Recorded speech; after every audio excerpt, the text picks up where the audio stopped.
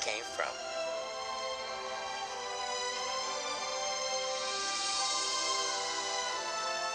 I wasn't lost, I was just misplaced.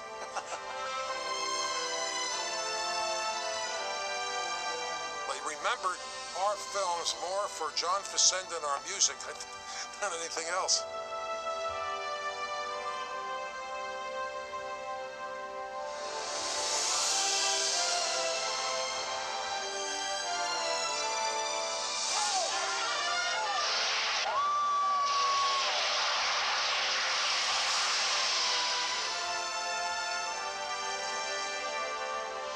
Third-year man Milt Plum pitches a peach of a pass to Preston Carpenter. Let's take a look, shall we? And as they say in Tinseltown, roll 'em.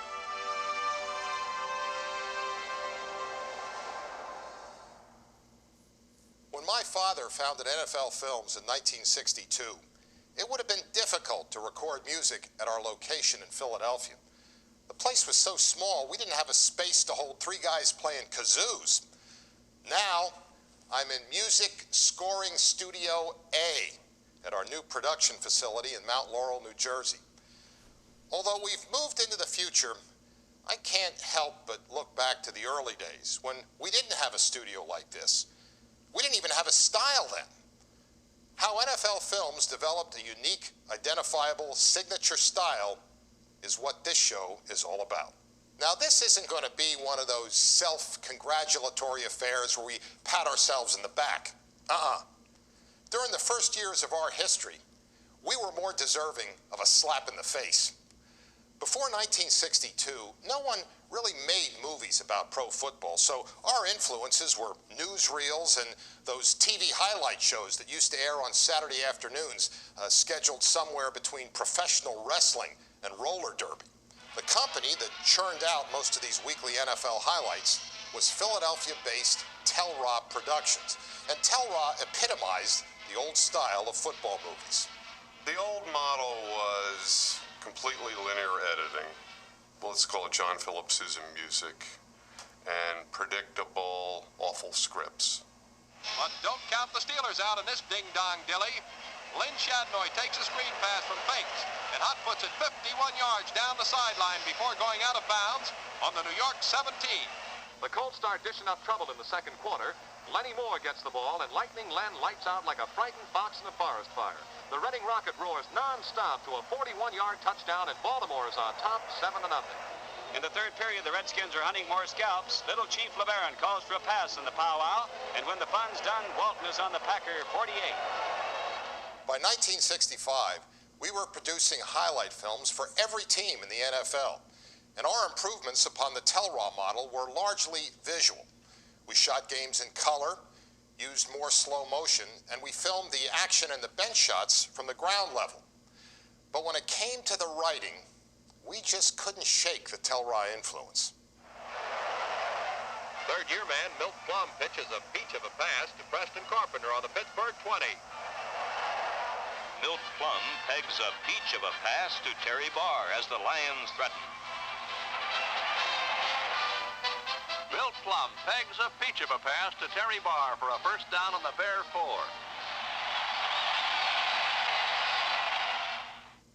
In 1965, NFL Game of the Week gave us our first chance to showcase our talents on a regular basis. Here was a golden opportunity to pioneer a new, more serious and analytical way of writing football highlights. But even though we were working with polished narrators like Jack Whitaker, the frantic production pace of this show created a number of technical obstacles that made good writing difficult. The NFL Game of the Week. We didn't write the games of the week, but you can't really call them scripts because they weren't scripts. These guys were reading the play-by-plays and then taking the play-by-play, whatever was written on the play-by-plays, and trying to embellish it. The downfall of that is they did not have the technology to, if you blew a line, just go back and do the line again. If you were 10 minutes, 12 minutes into something, you had to go all the way back. It's just the way the technology worked, and do it all over again. Eagle Bomb Squad Captain Ike Kelly, number 51, is knocked once. So what they ended up doing a lot of times was these really terse little sentences. Twice? Because they didn't want to make mistakes and go back and do the narration all over again. You know, we were young, you know, and there's Chuck Thompson and Jack Whitaker. 3 times. And you were leery of telling them because they'd slap you down quick. You know, you'd say, you know, we need more out of you.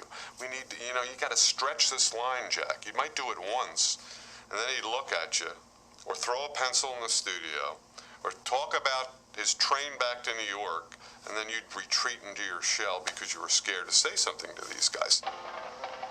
Eagles center Jim Ringo limps off the field for a needed respite from the Sunday wars.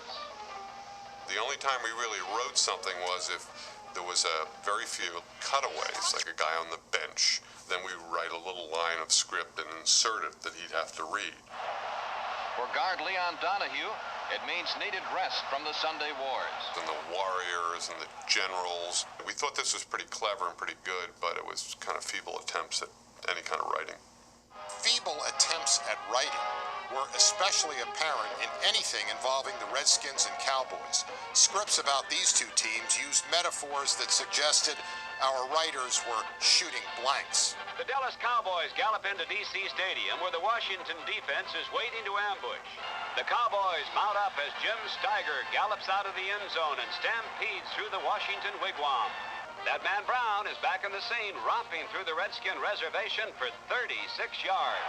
The Redskins apply their war paint, and Jurgensen drums up heap big trouble for the Giants. And you had tom-toms, and you had sagebrush, and you had tumbleweeds.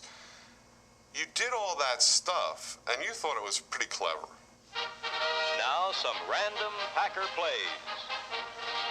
Pitts pounds past the Browns. Max makes tracks for the goal line. This time, Dowler is the prowler, and Jarring Jim goes hiking through the Vikings, but Green Bay's star shines brighter by far as he orbits a 30-yard aerial to Dowler in first period activity. We had no sound to speak of at all and no interviews. So if you're doing a 30-minute film, you had to write wall-to-wall script. You had very few interesting close-ups that you could write to. So we just were kind of fanciful in our writing. Ollie makes Eagle fans jolly as he creases through the Brown line and steps off 29 yards. Here he is, galloping Gale, carrying the mail. Marsh is harsh on the Redskin defenders as he circles to the Washington 3. Good blocks by Wataska and Cadile, and the Colt line crumbles. Logan tumbles, and Bull rumbles 50 yards for Chicago's longest-running play of 1964. When I hear those lines, and I don't particularly like to hear them anymore, I mean, and say, well, who wrote that line? Well, you know, you either say, well, Steve did it, someone else did it. You don't want to admit it because they were so bad. We'd occasionally try to camouflage bad writing by using sound effects. Of a greased pig race, the elusive ball pops into and out of one bosom after another.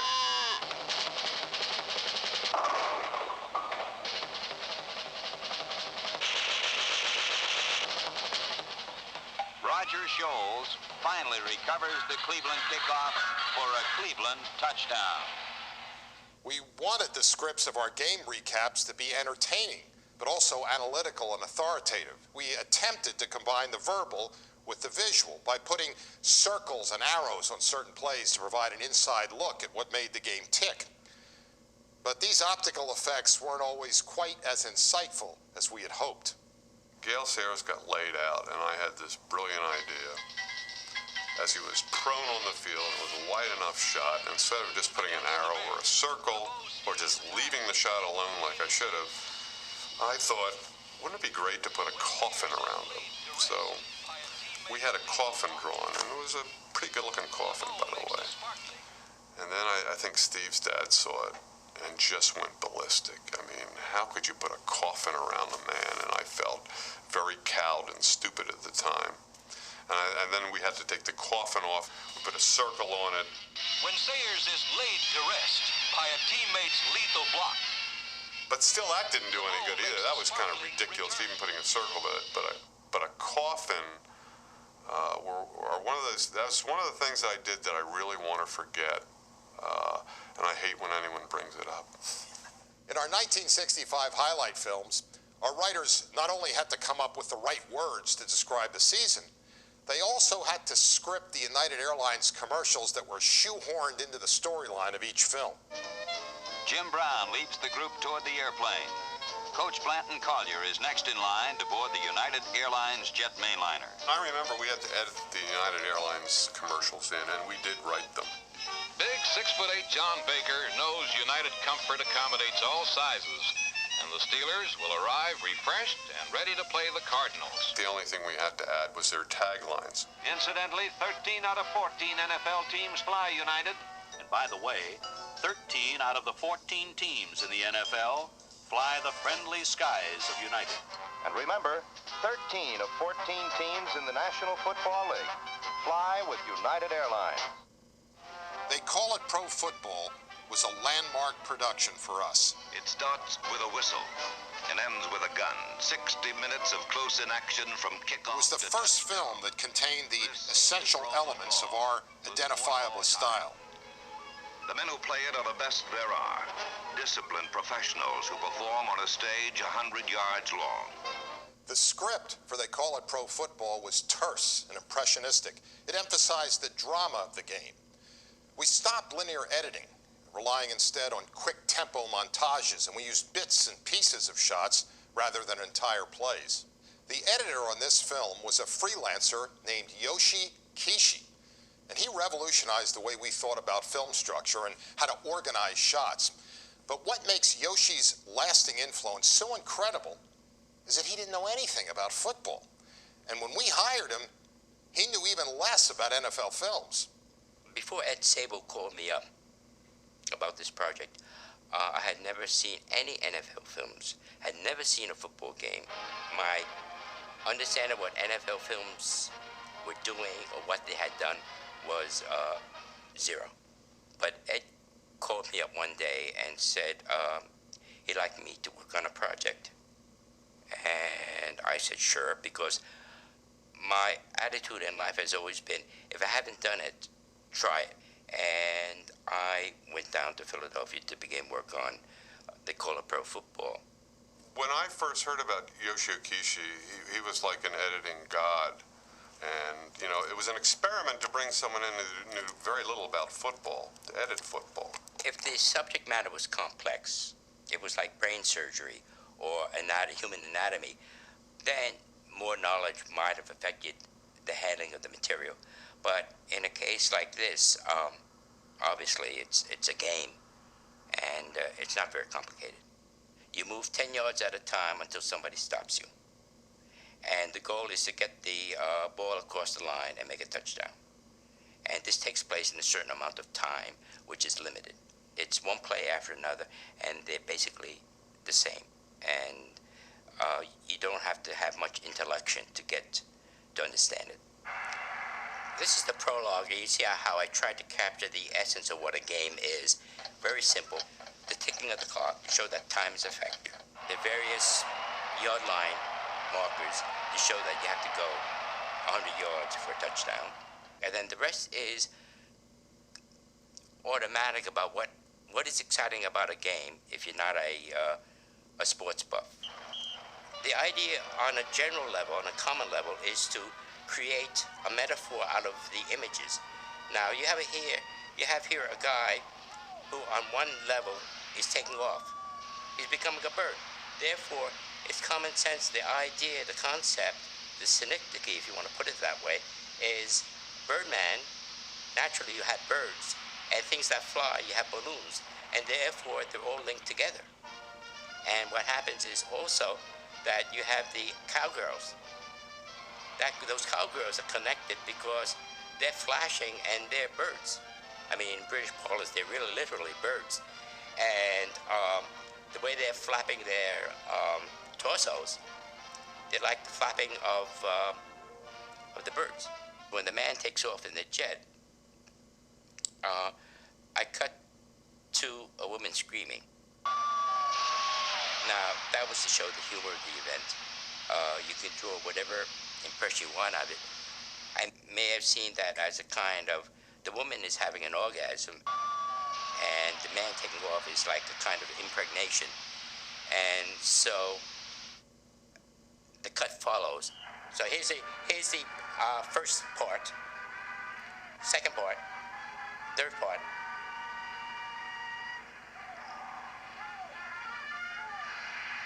Fourth part, the joke, and the completion of it. And I wasn't concerned about real time and space. I was not interested in recording, but trying to excite people into seeing a football game. Throughout the 10 weeks that Yoshi spent editing They Call It Pro Football, I was always there to help him with the fundamentals of football.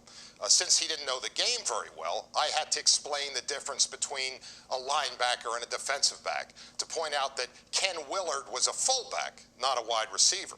But while I was teaching Yoshi about football, I was getting an education about editing.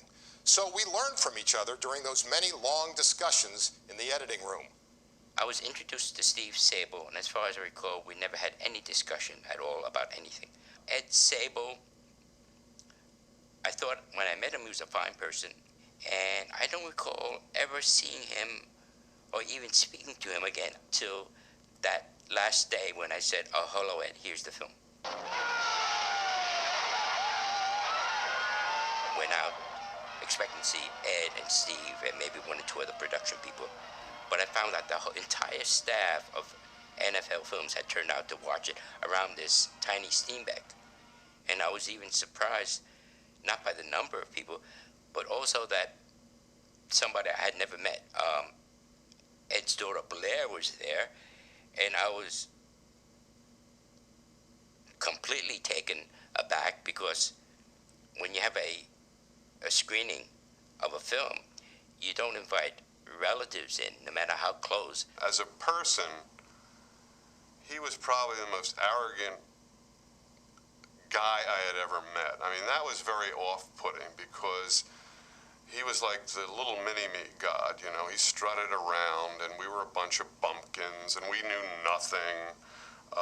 We were idiots, you know. I just think, he was a very talented prima donna. Most of the people you find in film production are either fools or knaves or simply people who don't know what they're doing. Having seen this for over, 35 years, it comes as a surprise that it stands up so well. I cut the film so that it would be one piece. The version I saw last week had the commercial breaks in it. This is commercial. And those breaks, it's like coitus interruptus or foreplay interruptus or something. It breaks up the rhythm of the entire film, so you don't really get the effect of it. Everybody learned from him. He showed little tricks about editing that we never knew.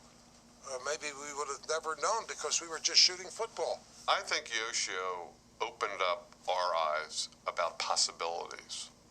I think he made us see things that we might have never seen before. And once we saw what he could do, I think then it became a landmark about how we edited. We took chances. The hands of combat. The hands of pros. Until recently, we had completely lost touch with Yoshio Kishi, and he had definitely lost touch with NFL Films. I haven't consciously looked for NFL Films because I don't know where it is on the schedule anyway, and I had no great interest. But in the past week, by happenstance, whereas normally if I saw something on football, I would just flick the channel to something else. I saw something like the best bloopers or the best humorous something, which was on a couple of days ago, and I only watched it because of this shooting today. What I saw of it, I thought, forgive me, Steve, but I thought it was dreadful. The fringe of no man's land is patrolled by the linebackers. The search and destroy men of the defense. They Call It Pro Football marked John Facenda's NFL Films debut. Number 50, search and destroy. Number 58, search and destroy. John's authoritative voice was a refreshing change from the way sports documentaries of the time were narrated, and the response to John's narration was overwhelmingly positive, although there was one dissenting opinion. Someone else could have done just as well. He would not have been my first choice. For the audience crowding the stands, the drama begins with a slap of leather in the song of Men in Motion. He comes across very strong and punchy, which is okay considering that the reputation that sports film has of being hyperbole. This one simple fact tipped the balance of the game in the Cowboys' favor. John may have made a game seem more important than it was because he read lines with a dramatic directness. Before John, our films were narrated by play-by-play announcers like Chris Schenkel and Chuck Thompson. Having tried 2 power plays, Tittle sets up the Bears. He hopes for this. But Phil King and the Ball get a quick divorce. Sports announcer voices were always good for covering games live. They weren't particularly good at reading scripts. And Bucky's still a rather precocious and exuberant young man. John could make anything seem good. This is the face of the tiger. The other thing that happened was we wrote less script. And this, the action of the tiger. And the less script meant that the lines stood out more. And of course, John's voice stood out the most. Something somber in the skies. Something somber in the eyes of the men. Before John Facenda became the legendary voice of NFL films, he was the most watched news broadcaster in Philadelphia. John's nightly newscast was such a fixture that in 1957, it was used as a central plot point in a feature film called The Burglar. Needless to say, the film's publicity was built around the way Jane Mansfield was built, not the way John read the news. I discovered him in a saloon. And the reason I knew who he was because he was a newscaster.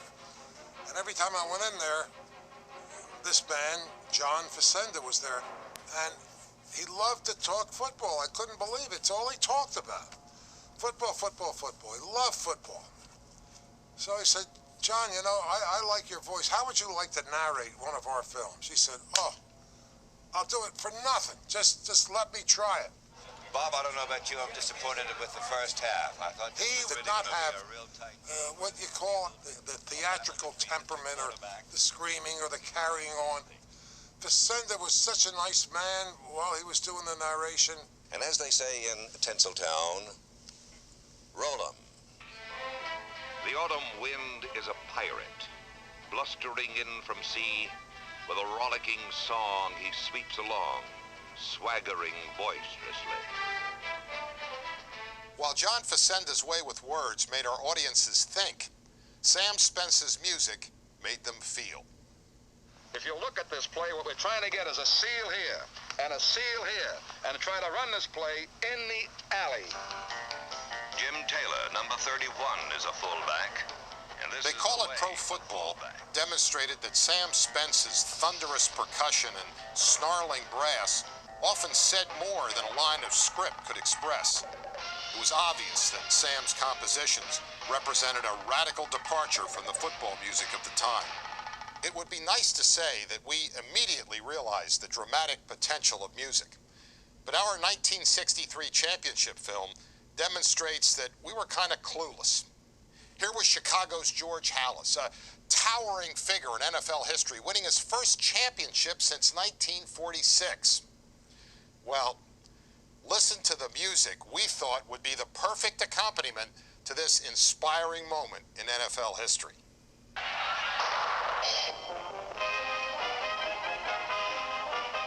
This was a tune to consume beer and pretzels by, and when we started producing team highlight films, we continued to be partial to polka.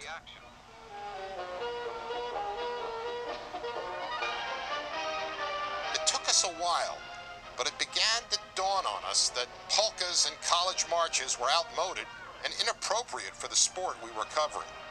And we decided that we had to make a big push on music. And I always wanted a big band. I didn't want any plinky plink plinks, 3 or 4 piece orchestra. I wanted lots of brass and drums. Brass and drums. That to me was sports. We found a fella who was doing music for some television shows. He was teaching music at the University of Southern California. His name was Sam Spence. And he was getting ready to go to Germany because they gave him a good deal over there to do background music for television shows. Once my dad had found out that musicians and recording sessions were less expensive in Germany than they were here in the States, and once we heard the first pieces that Sam composed for us, we knew the days of polkas and John Philip Sousa type marches were over. Sam became our house composer and a vital element in our growth as filmmakers. Sam and his wife Friedel live in Munich, Germany. That's where he's done all of his composing and conducting for NFL films, and that's where he created a sound that was totally new to sports films. Sam's music wasn't newsreel music. It was film score music, and it was dramatic, and it was emotional, and it wasn't boilerplate background. It wasn't wallpaper. It was there to invest the emotion in the images you were seeing. Scoring is just a matter of blood, sweat, and tears, you know. Writing music is like writing a letter. A lot of people ask me, how in the world do you write music? And I tell them, when you write a letter, how do you write a letter? You get an idea in your head and you get an image of what you want to say, and then you write it down. Well, I hear these things and see the image of football and write the music accordingly. Piccolo, I like a good piccolo. The most important thing in music, I believe, is melody. And a melody has to stick in the ear, you know. They have a wonderful word in German called Ohrwurm, you know. A piece of music has to be like an earworm that digs into your ear and doesn't give you any peace.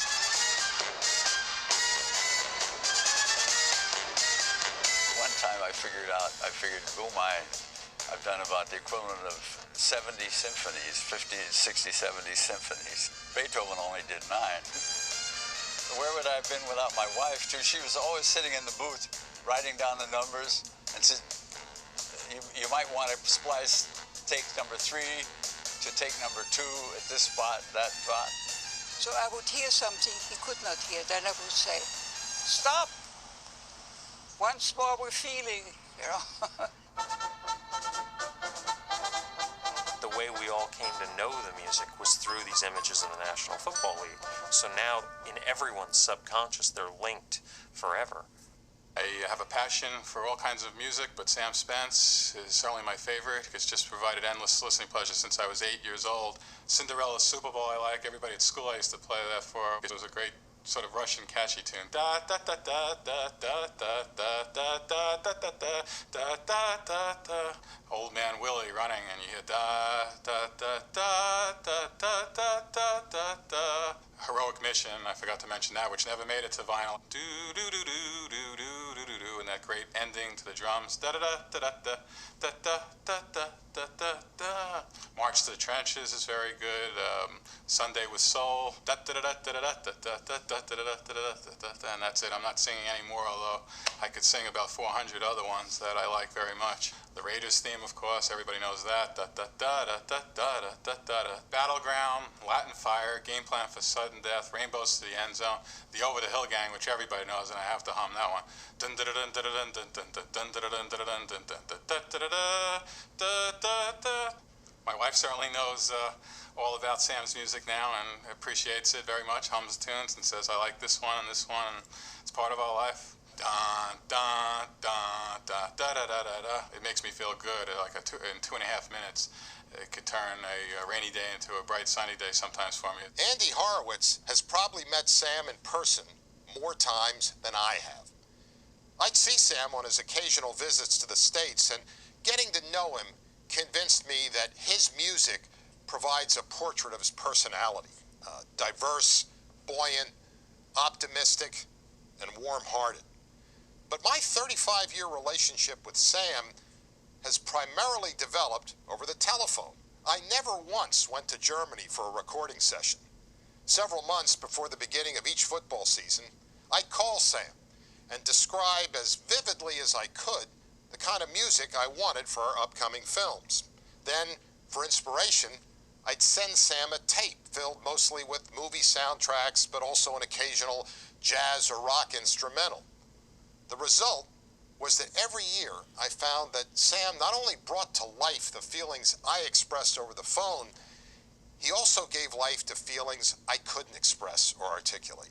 He'd write back and forth and send tape saying, this is a piece of music that I like, and if we can do something like this and like that, and we were on the same wavelength.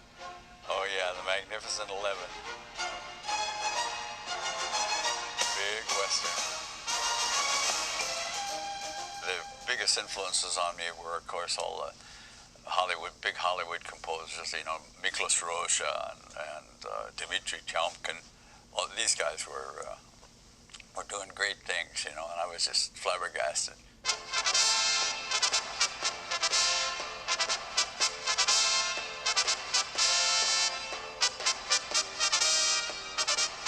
I don't particularly care for the rock and roll type of stuff or the hippie stuff. I still like the big sound, solid music. Like Steve often says, the Victory at Sea type of music. The palms of your hands will thicken, the skin of your cheek will tan. You'll grow ragged and weary and wet, but you must do the best you can. The music made a big impression on a lot of the people. They remembered our films more for John Facenda and our music than anything else. Ed Sabol is a tremendous guy. He had a way of dealing with people that made you feel you're part of his family, you know? And he'd talk over any of his problems with you. And one time he said, Sam, he says, I'm worried. I can't get Steve to take a look at the administrative side of NFL. He's only interested in the artistic side, sitting at the table cutting films, and I just can't drag him away. I have these meetings with the owners of the clubs, and they said, hey, I thought you were going to bring your son along. What is he, some kind of a cretin that you're hiding him from us? And I said, Ed, the administrative side of things will come. As long as Steve is interested in the artistic side. Winds whisper of high hopes. Sam had astonishing range. From brassy big band tunes to familiar folk melodies to broad, sweeping symphonic pieces. The rhythms of his music emphasize the rhythms inherent in pro football. To me, the exciting thing about music is being able to work in many directions, and that's why the NFL music has been always my favorite occupation. When we went to Germany to interview Sam for Lost Treasures, we decided it would be a great idea if Sam composed some new music just for this show. So Sam and I started working together, just like we did in the old days, over the telephone. Hello? Sam Spence. Hey. You recognize this voice? Hey, Steve. Good to hear from you. You got your baton ready? Oh, that'll be great. That'll be terrific. This is like NASA sending John Glenn back into space. Oh, boy. We're looking, I think, at basically 5 different pieces. But I'm going to start out, we want to start out with a first piece. And I wanted to call it, a working title would be Game Day. Game Day. Hey, maybe we should call it Game Day. And we need a sound that conveys that sort of breath-stealing intensity, that throbbing heartbeat that you experience in a locker room before the game. The players are sitting on their stools, they're concentrating. Some guys are reading the Bible, some guys are asleep, some guys are just staring at the ceiling. But we need a sort of throbbing sound that builds the tension. Then we're going to follow them out on the tunnel. Of course, to me, this is a fastball right down the middle of the plate for you. I'm going to have an 8-foot diameter Gran Casa bass drum for you. It's something you can feel in your chest, you know. You not only hear it in your ears, you feel it in your chest. The second piece, we start out super slow motion. We're in the line. You see that this is a laborious, earthbound. It's almost, I sense here, like a lumbering waltz. And this is the waltz of the Goliaths for the first part.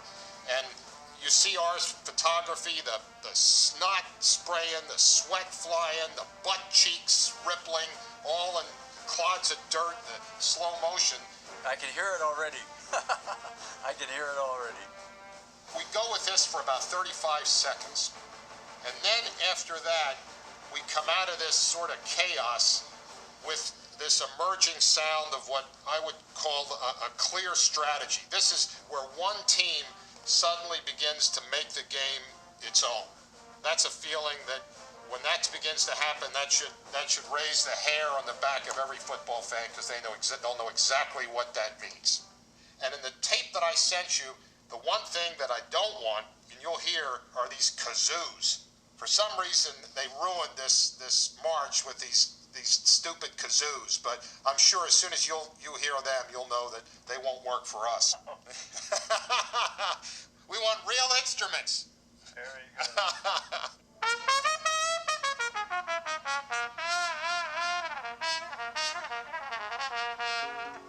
Sam was back in the Bavaria Music Studio, where he had conducted much of his great NFL films music.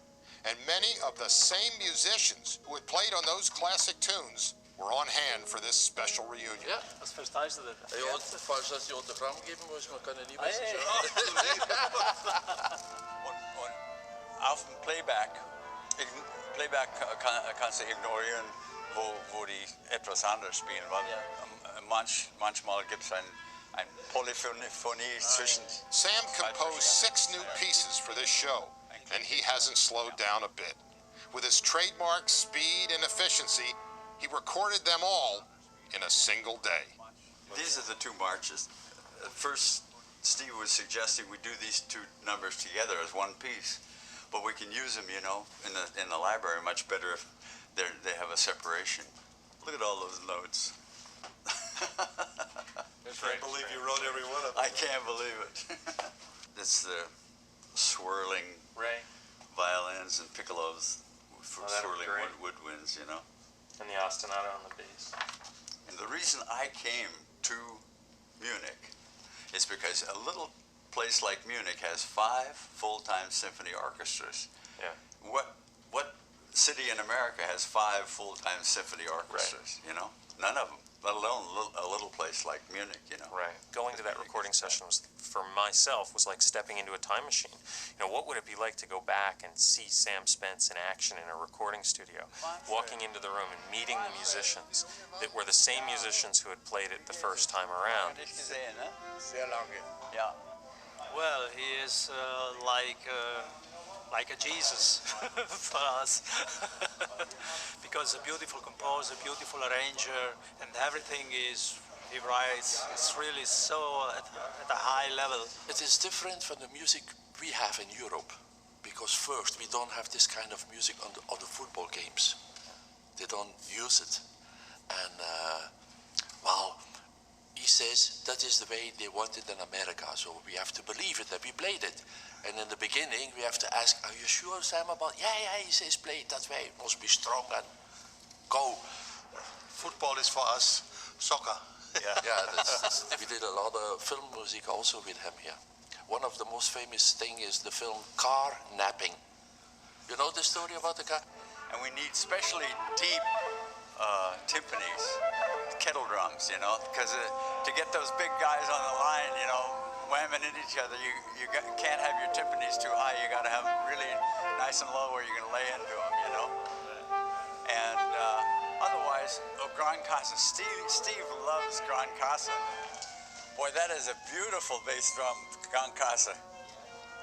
Oh man, that is beautiful. This is the boss's favorite sound of all. You feel that deep down in your chest, you know.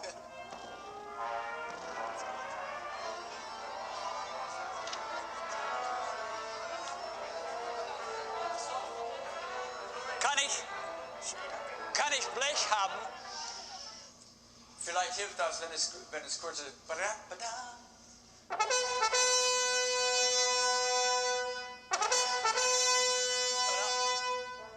East Legato, ba-da-da-ba-da. Waltz of the Goliath. Drei Viertel, Waltz.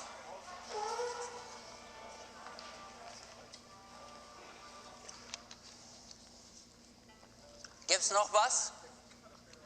Mit Konzentration.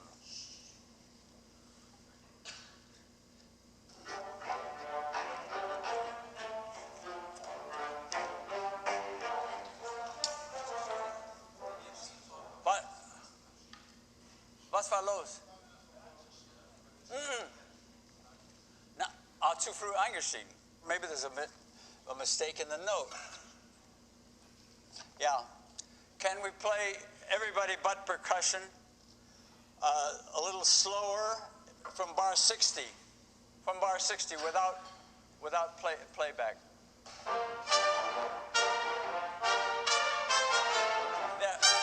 There was a mistake. There was a mistake. It's after the dump, daga-daga-dump. You've got to start at the same place for us to know when to come in. 3, 4, 1, 2.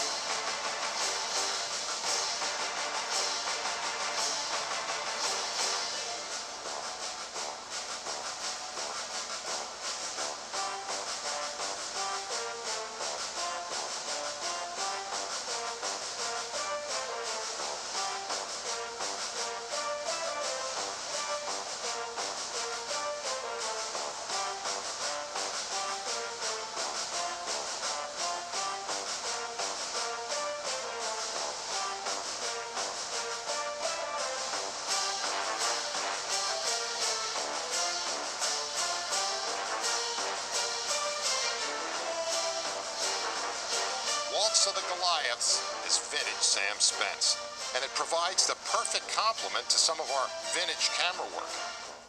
40 years ago, pro football was a different game, but the passion, the conscience, and the soul of the sport remain the same. In his music, Sam has always been able to capture and distill that essence of the game, and that's why his music is timeless, and that's why it's still relevant. 1, 2, 3, 4.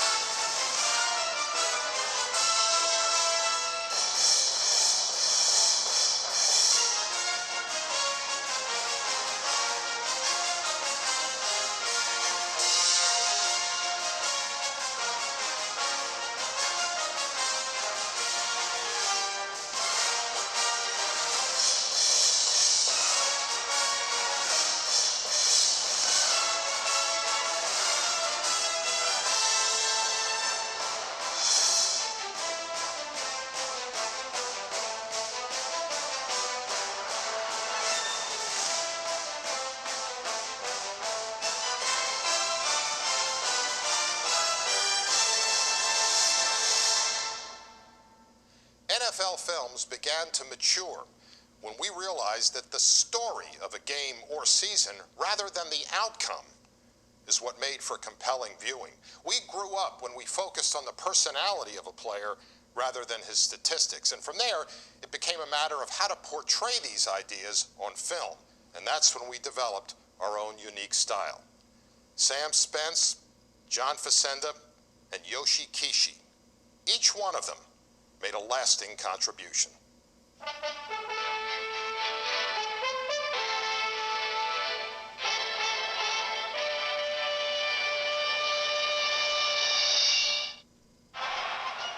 this play, Thomas shows his versatility by shooting down the sidelines on the Eagles. And then shooting up and down. Up and down. Up and down.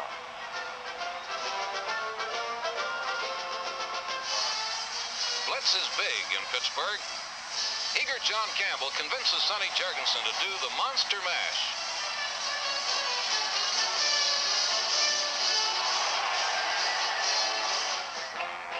Fans who flock to D.C. Stadium always enjoy the pregame and the halftime pageantry presented by the Redskin management.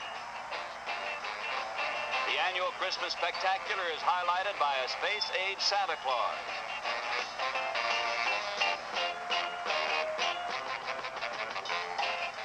The Redskinettes cavort as curvaceous go-go girls.